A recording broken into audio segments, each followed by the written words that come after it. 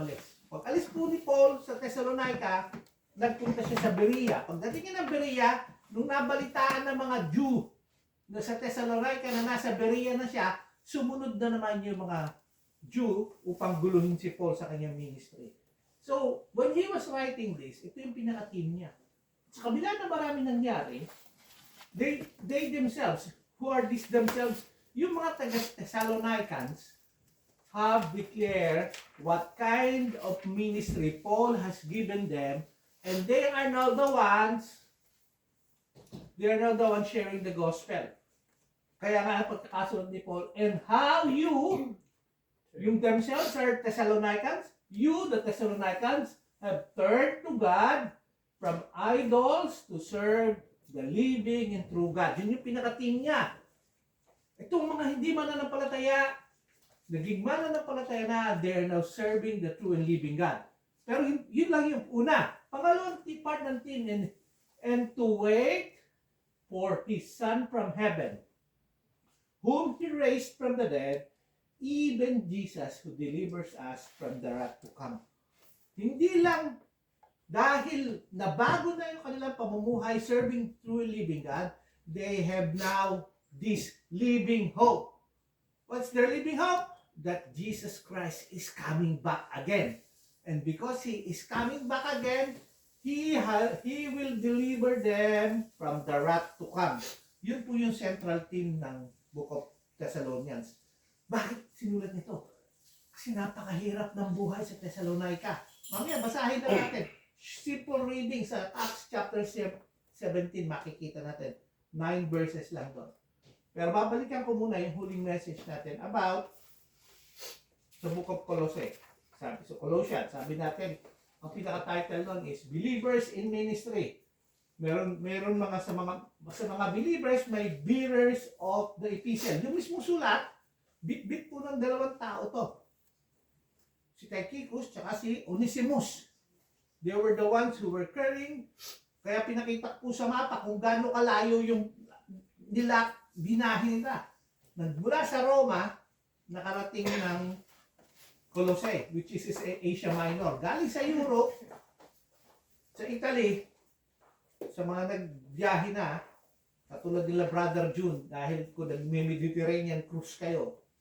Sis, Lani, nakarating ka na ba dyan sa lugar na sa Italy, sa Rome? Opo. Nakarating ka na rin sa may Turkey. Opo. Sa Ephesus. Ilang araw yan sa barko?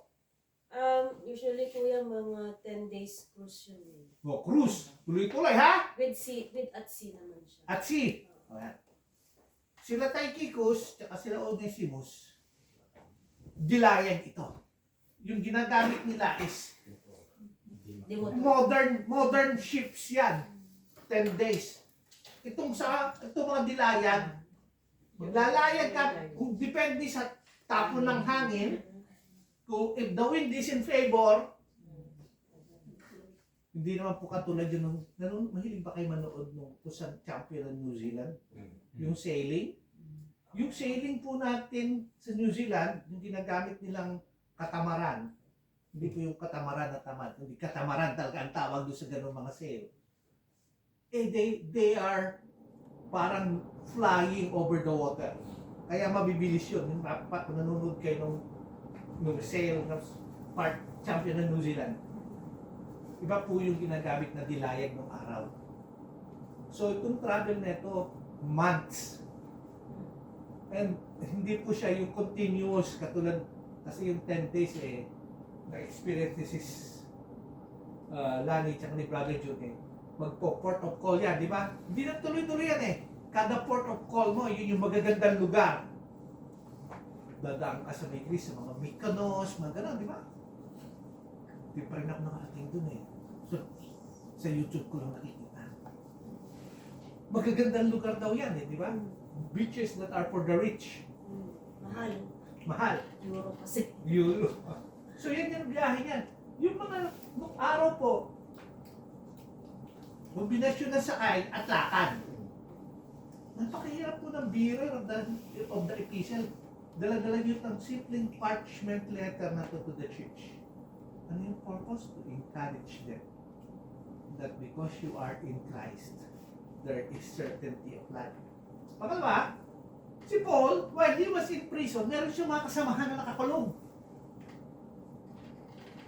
Andun si Epapras. Ang ministry ni Epapras, ipag-pray. Ang church. Andun kasama niya si Luke, andun si Demas. It's them being in prison, not because they have done something criminal, but it's their choice to help Paul in his ministry. Then, may mga pangalan na binigay about brothers that ministers in the church. Doon lumabas yung mga ibang pangalan, si Aristarchus, mga hindi sila nakakulong, pero nasa churches sila, they continue on doing the ministry. And there are those who meets in the house of Nympha. So mga churches po doon sa mga bahay, just like this. Kaya nga sabi ko sa inyo, yung buildings are just modern addition by the West to the church. The true church meets in houses. Naalala niyo po ba si Peter nung siya ay nakalaya at kumatok siya sa bahay. Yung bahay pong kinatok niya, may upper room. Yung bahay pong yun, pag-aari ko nila John Mark. Yung sumulat ng Book of Mark.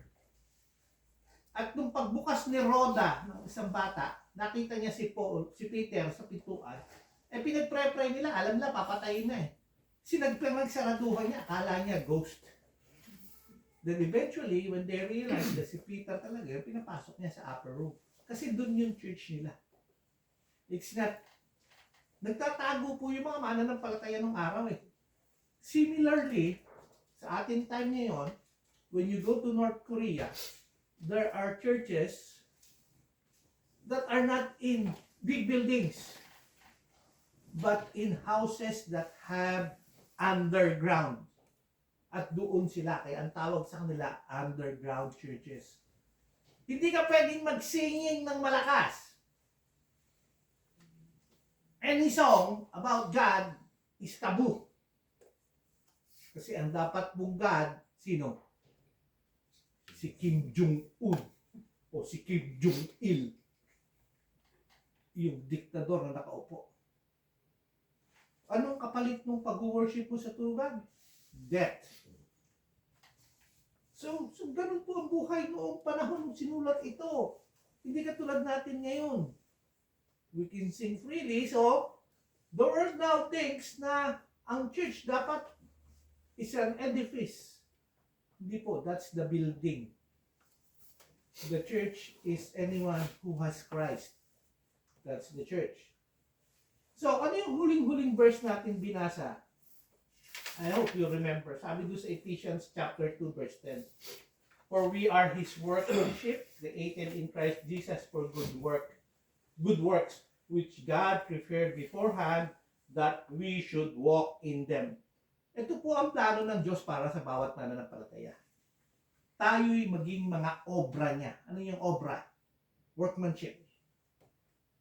Kayo yung, kumbaga, ang obra, sinong gumagawa ng obra? Obra maestra. Hindi pala nakakaintindi ng Kastila itong aking mga kababayan. Modern ka mo. Mga paintings. A masterpiece. That's the right term. All of us are masterpieces designed by God. Anong purpose ng masterpiece niya? For good works in Christ Jesus. So, you only become a masterpiece when you fulfill what the good works as God has prepared for you in advance. Before you came to know the Lord, God has a purpose for you. And that is what He wants you to walk in. Often, you become a believer, and yet, you walk the way you want to walk. You don't become a masterpiece. Yung mga sinulat natin pangalan dito, though, iba-iba sila. Si Onesimus, sabi ko nga sa inyo, he's a slave. He's the slave of Philemon. Philemon happens to be the father of the pastor of the church of Colossae. Na sinimula naman ni Epapras. Na si Epapras kasama na sa kulungan ngayon ni Paul. So paikot-ikot lang sila. And yet they're all doing what God has designed for them in advance. Ano yung mga na? They are his workmanship. They are all his masterpiece. A slave is now a masterpiece of God. Why? Because he is bringing the gospel message to the church in Colossae. So, ganun po ang buhay ng mananampalataya. That is how God wants us to live our lives. So, babalik tayo ngayon sa church in Thessalonica or the Thessalonian church. Ang Thessalonica po hanggang ngayon is nasa mapa pa. Ewan ko kung nadaan ba kayo sa Salonica? Hindi ko yan. Thessalonica. Nadaan kayo sa may Greece to eh. Ano lang po yan, Athens, Mykonos, tsaka Santorini. Mykonos tsaka Santorini. Ayun. So, ito yan. Ito yung mapa nung panahon ni Apostle Paul when he was doing his ministry. Ang tawag dito, the second missionary of Apostle Paul. Galing sa Jerusalem, nagpunta siya ng Damascus. Oh, kilalang taon niya, nasa Syria. Pumunta siya sa may Antioch, still nasa Syria. Alam niyo ba yung lugar na Aleppo, yung malapit sa Antioch? Yan po yung dinurog ng mga Russian. Parang walang tinira halos building. Tapos pamalik sa taas, umikot papuntang Tarsus. Si Paul po is originally from Tarsus. Though he's a Jew. Tapos sa Derbe, sa Lystra, Iconium, yan yung mga places na pinuntahan niya nung unang missionary journey. Yan po lugar niya is Southern Galatia. Then he went up. Ang plano po ni Paul, actually, when you read the book of Acts, he was planning to go to Bithynia and Pontus. Papanik sana siya papunta ng taas, higher section ng Turkey. Yun po yung Ankara, yun yung capital ng Turkey, Ankara. Umikot siya, and the Lord did not allow him to go to Bithynia and Pontus because in a dream, a man from Macedonia was requesting him to come to Macedonia. So umikot po sila Paul, papuntang Troas, another coastal place, then went to Neapolis. Ito na po, Macedonia area na. Ang unang-una po pamamana ng palataya, ngayon taga-Europe, is taga-Pilipay. Sa Philippians, kaya mayroon tayong book of to the Philippians. Umikot po siya ng papuntang Amphipolis, Apollonia, hanggang mapunta sila sa Thessalonica. Ayan yung Thessalonica, part of the missionary journey. Ang Thessalonica po, during those times, is part of the 3 big ports. Kaya tinatanong ko sa inyo kung nagdaong kayo dyan. Ang una po is found in Athens. The other one is found sa Ephesus. These are Roman ports. Ito yung areas of big places. And then, Thessalonica, kasi harbor siya. So, when it's big places, kasama pa dyan ang Corinth, ang kalaki po nun, kaya meron hindi magandang connotation yung nagbabarko ka. And the tendency is to dumaong sa ports. Sa mga kalalakihan, alam nila na pagka ganon, yung lugar na dadaungan mo maraming prostitutes. Kasi yun po yung talagang culture of the time. These are non-believers, yung mga bumabiyahe dito. But Paul, iba yung kanya. Ang kanyang purpose is bumabiyahe siya to share the gospel. Kaya, yan pong section na yan, pag binasa natin yung book of Acts, mamaya makikita natin that these same people are charged to have turned the world upside down. Their ministry has turned the world upside down. Then, pabalik siya, pupunta siya ng Corinth sa Athens, then, ultimately, pabalik na naman siya sa Jerusalem. Yun ang second missionary journey. Wala yung biyahe. At, pansin mo, hindi sa lahat boat. Marami, pagkakataon, nakakotse sila. May kotse na ba nung araw? Wala po. 1900 sila nagsimula ang kotse. Karwahe. Meron, kaya lang. Si Paul naman po, hindi naman siya mayaman. Wala siya parang kaya walk yan. You walk. Paikot ka ng Europa, papuntang Europa. Sasakay ka lang ng barko pagdating mo ng Troas para makatawid. Eh, kuya, yung boat, yung ship nila parang Pirates of the Caribbean style. O yung may layag. Ah, okay. Kasi wala, dalawa lang ang choice mo. May layag ka o marami kayong tagasagwan. Yung oarers yata ang tawag doon. Oh. Baka itong mga kabataan natin sa lawa lang ng Burnham Park, hindi makaalis sa pagsagwan eh. Paikot-ikot lang. Mahirap yung nagawa eh. Oh. Last time meron tayong sample ng mapa. Yan. Ang gulo, no? Yan yung modern map ngayon. So yung the place Thessalonica is still there. Ang wala na dyan, mapansin niyo, wala na yung Smyrna. Ang meron yung place na Smyrna sa seven churches. Ayun, may Smyrna pa. Pero ang wala na Ephesus. Andiyan pa rin ang Athens. Iba na pangalan ng Corinth. Pero ang Thessalonica andun pa rin.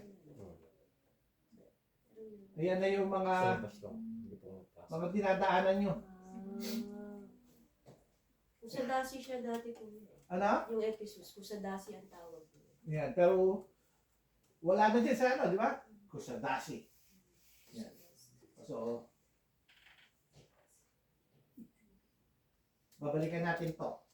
Oh. Konting background about Thessalonica. Thessalonica was built by Cassander.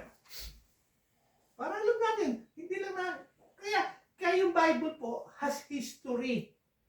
Kung paano tumatakbo yung world history, hindi po siya kathang isip na isinusulat lang ni Paul, kundi real towns, real places, with real people.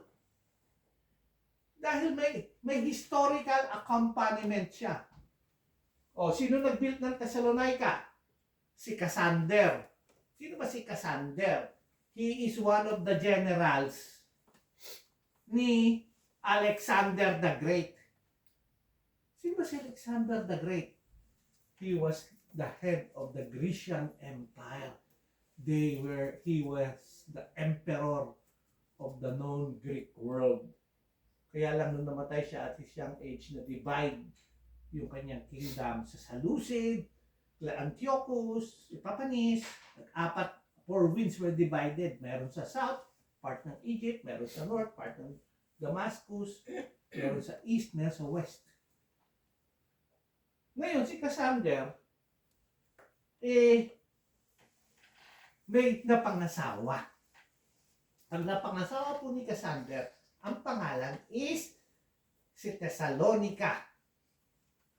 Kaya pinangalanan niya Thessalonica, yung lugar na yon. Sino si Thessalonica? Siya po ang kapatid ni Alexander the Great. Now you know the history. Bakit may Thessalonica? Hindi po siya, si Paul sumusulat lang sa lugar. Hindi po, real places with real people and real problems. Yan. So, ano nangyari sa Thessalonica? Nung time ng nung ang Romans na ang humawak ng buong mundo, wala na sila Alexander the Great, they maintained the name Thessalonica.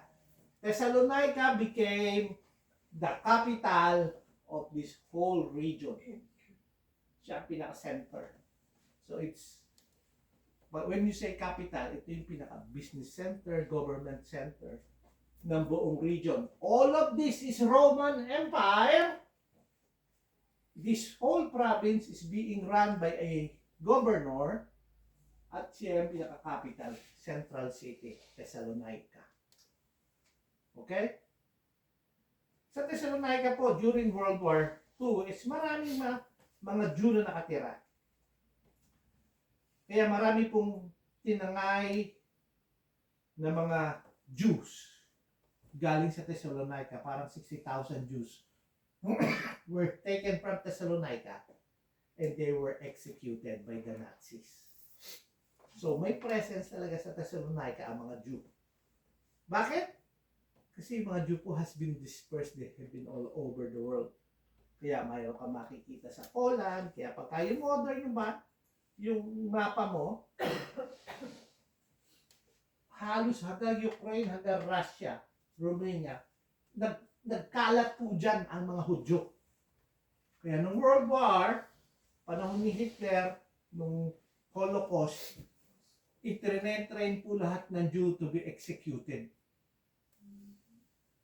Kasi Hitler hated them so much. Yun po yung part ng world history. So, kuya, bakit mo pa kinikwento lahat yan? So that we know that when you read the Bible, it has never changed.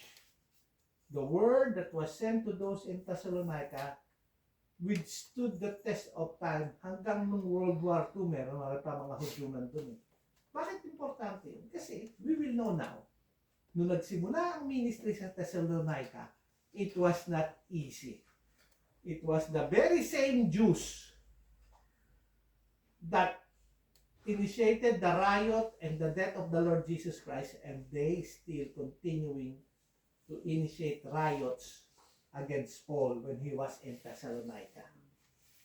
Kaya yung letter niya sa Thessalonians was written in such a way na may urgency sa kabila nung nasa ibang lugar siya. Sinulat po ang Book of Thessalonians when Paul is already in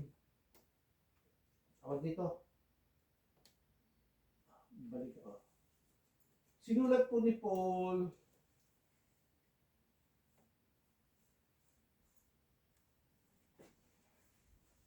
at yung Thessalonians, nakarating siya ng Corinth, sumulat kagad siya to send the letter back papuntang Thessalonica. Kaya hindi siya nakapag-stay na matagal doon. So, now let's see. Ano yung greeting ni Paul? Unlike yung ibang greetings niya na magkakatulad ang Book of Ephesus, Book of Philippians, Book of Colossians, ang pagkakasulat dito ni Paul is a bit different. Sabi niya, Paul, Silvanus, and Timothy, to the church of the Thessalonians in God the Father and the Lord Jesus Christ. Grace to you and peace from God our Father and the Lord Jesus Christ. So, tatlong personalities. Paul, sino ba si Silvanus? Si Silvanus po, ang other name niya ay si Silas. Silvanus is his Grecian name. And si Timothy, kasama niya sa ministry. Silang tatlo, most likely, Paul was the one who was writing. There are times na ang kanyang tagasulat is si Silas or sometimes si Timothy. So, all of them has an interest sa nangyayari sa Thessalonians, sa Church of Thessalonians. To the Church of the Thessalonians, yung greeting niya rito is something that is different from the rest. Ang sabi niya, in God. These Thessalonians are in God the Father and the Lord Jesus Christ. Do you notice that it's just one complete sentence talking about God the Father and the Lord Jesus Christ? Because to Paul's mind, Jesus Christ is God revealed in the flesh. Kaya nga, when the Word became flesh and dwelt among us, yung word doon, to a Jewish mindset is always, he always had this thinking, the Word is personified when it becomes a person that is God in the flesh. So God, the person of Jesus Christ, is God in the flesh. But there is God the Father, there is God the Son. And ano yung ina-explain niya? Grace to you and peace. Ito yung parating, there is nothing apart from God's grace. You can never have peace apart from God's grace. Kaya nga yung kanta natin, Amazing Grace. Because apart from God's grace to us, we will not have peace. But importante ito, kasi this will show forth as we study the Book of Thessalonians. Ano ba yung problema ng Book of Thessalonians? Many people are dying. Many believers are suffering. What is our hope? Your hope is in Christ Jesus and in God. Why? Because His grace and His peace, all of those comes from God and from the Lord Jesus Christ. Ganun ka-basic yung sulat niya. Kaya nga sinulat dito ni Paul, tandaan nyo, there you are waiting for a certainty to come. That certain is the Lord Jesus Christ coming back again. Hindi siya imposible. It's a reality for a believer. Encouragement ito sa kanila. Okay, sabi ko sa kanina, babasahin natin yung Acts chapter 17 verses 1 to 9. Sino gusto magbasa? Nakakatinig ko. Ruth, pwede mo pabasa?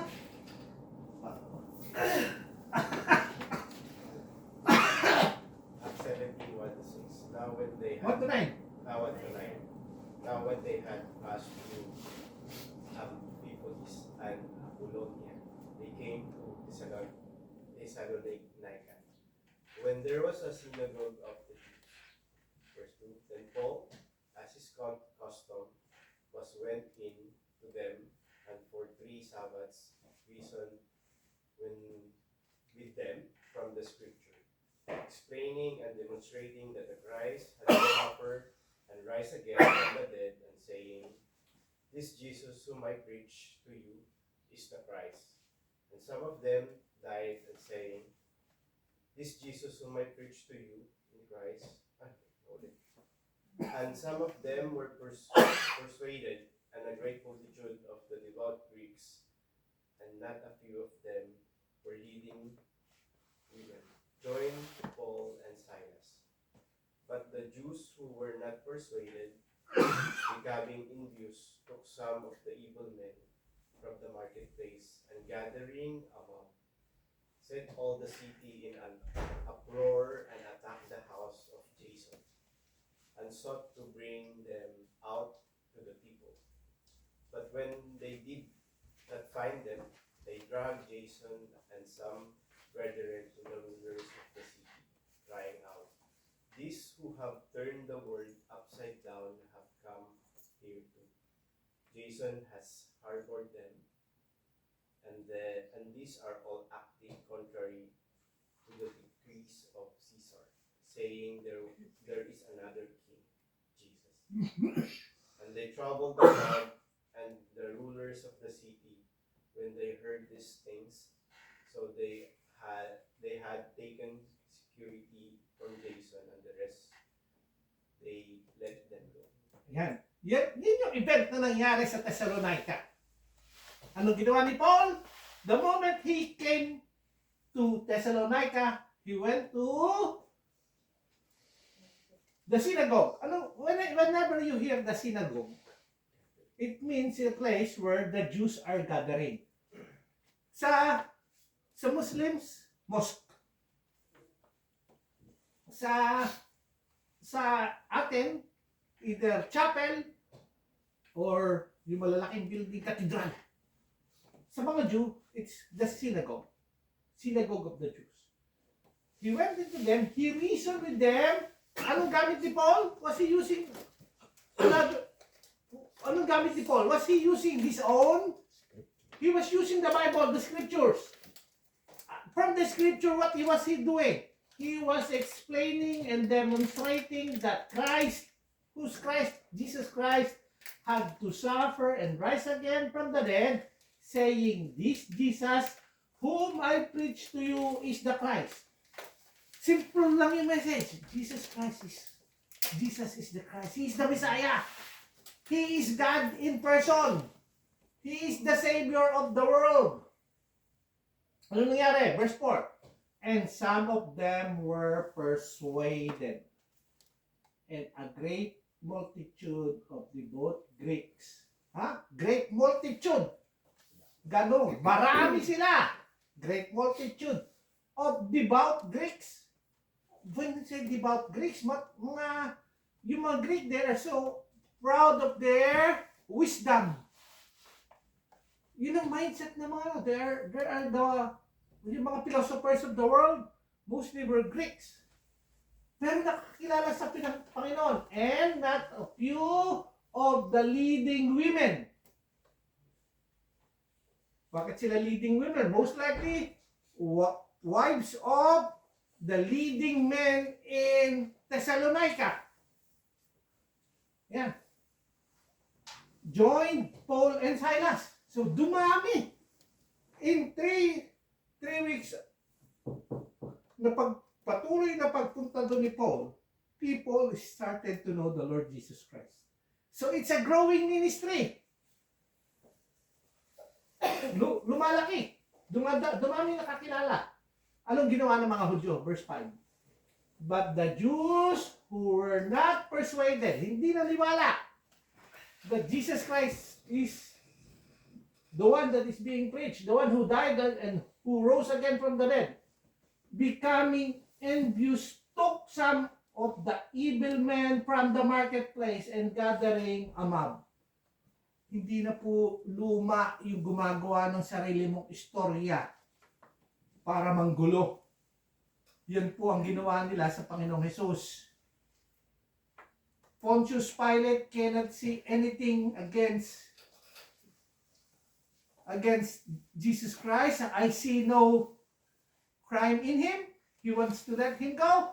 Anong ginawa ng mob? Lahat sila panay kasinungalingan. They accuse the Lord Jesus Christ. Anong claim nila? He is claiming to be the king. Pero his claims of being a king is not the earthly kingdom. It's the spiritual kingdom. Yan, parehas pa rin, hindi nag-change. Kumuha sila ng mga took some of the evil men from the marketplace, gathering a mob, set all the city in an uproar and attacked the house of Jason. Sino si Jason? When Paul goes to the synagogue, lugar ng mga Hudyo, there is a place, it's a building. Pagkatapos niya mag-share doon, he would stay sa bahay ni Jason. Jason apparently is a known personality. Mayaman si Jason sa Thessalonica. He is one of the believers.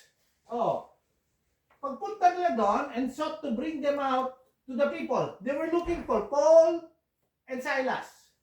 But they did not find them. They dragged Jason and some brethren to the rulers of the city, crying out. Anong kinakry out nila? These who have turned the world upside down have come here too. Bakit yun ang ginamit na salita? These who have turned the world upside down. Ano ba yung mundo nung araw? Makasalanan. It has not changed. The way you can turn the world upside down is to know God, to be in Christ Jesus. Then changes will happen. And these people, the Jews, doesn't want the change to happen. Kaya nga kinuha na si Jason, present sa mga tao. Yan. Anong paratang kay Jason? Verse 7. Jason has harbored them, and these are all acting contrary to the decrees of Caesar, saying, there's another king, Jesus. But, anong kingdom ang pinag-uusapan ng mga believers? Is it the kingdom that is present, literal? No. Kasi they were under the Roman Empire and the emperor is Caesar. Ang kingdom na pinag-uusapan nila is the spiritual kingdom. Those who are in Christ, those who are in God, is part of that kingdom. We are part of that kingdom. And yet yung paratang nila, it's about another king who is there as if present. Christ is present in them, in their hearts. Their bodies is His temple. So pag pinag-aralan mo, this is a baseless accusation because they are so jealous that the Word of God is going all over the world. It has turned the world upside down. Ang dami ng nabagong buhay. Sino ang mga nagbagong buhay? Pag pinag-aralan natin mabuti, a great multitude of devout Greeks and not a few leading women. Women are not considered highly among those populace during the time, very patriarchal. And yet, the leading women would play a great role in the spread of the gospel. Kaya marami pong kababaihan who has been part of the ministry of God. It has not changed. Walang diminished role whether babae o lalaki. Bakit importante ito? Because when we talk about, ano ba sineselebrate ng mundo ngayon? Mother's Day. So even sa Bible, there is this place for women. Especially in the ministry. During those times, women are only good for the house. But in the ministry, everyone is part of God's work. They are all part of the kingdom. So, anong nangyari? And they troubled the crowd, and the rulers of the city when heard these things. So they had taken security from Jason, and the rest, they let them go. Anong ginawa? Jason could have posted a band. Jason could have said, he is making sure that these guys are not troublemakers. So when Jason has given them assurance, hindi po nabugbog si Paul dito sa Thessalonica. Nakalipat po siya ng Berea. Ito po yung events na nangyari. Pero pag pinag-aralan natin, Paul has to depart. He has to leave the church in Thessalonica with leading women, and a great multitude of devout Greeks who have come to know the Lord. The church has been started. Jason, in his household, will go through many troubles and trials. So Paul is now writing to them, reminding them that grace and peace is from God. Yun pa lang yung greeting niya. Bakit importante yun? Once you understand this, you understand that Christian walk, Christian ministry, even before, faces a lot of troubles, especially to the unbelievers. They hated what the Christian has done to the world. They have turned the world upside down. From death to life. From sin to forgiveness. From despair to hope. And yet, the mob, ito yung the minority. So small, and yet because they are the mob, the moment they start shouting, everybody joins them without understanding the reason why. In our world now, there is a mob that is rising. Probably you don't know. And one of their shout is this: from the river to the sea. A mob going out. It has not changed. So believers has to realize grace and peace is not from this world. It's only from God through Jesus Christ. So we will stop here. I hope and pray that you will go back to the book of Acts, study it back, and see, ganito pala kahirap ang ministry during those times. And Paul, even if he is now here in Corinth, he still wants to talk about the hope, the grace, and the peace that is available to the brothers that he has to leave because there's a riot in Thessalonica. Kaya siya sumusulat. So pag-aaralan natin to. Ano yung mga hope that we have in Christ Jesus? The same hope that they have is the same hope that we have. The same peace, the same grace available to them is available to us. Let us all walk in grace and peace in Christ Jesus. Let's pray. Our Heavenly Father, as we start our new study in the book of Thessalonians, I pray that we will see clearly how your word, through the book of Acts, through the ministry of Apostle Paul, to his writings to Timothy, to his writings to some epistles when he was in Corinth, may we see that the God that we worship is the true living God who has sent his Son, the Lord Jesus Christ, to die on the cross for us, that we who are sinners can be made right with God by faith in Jesus Christ alone.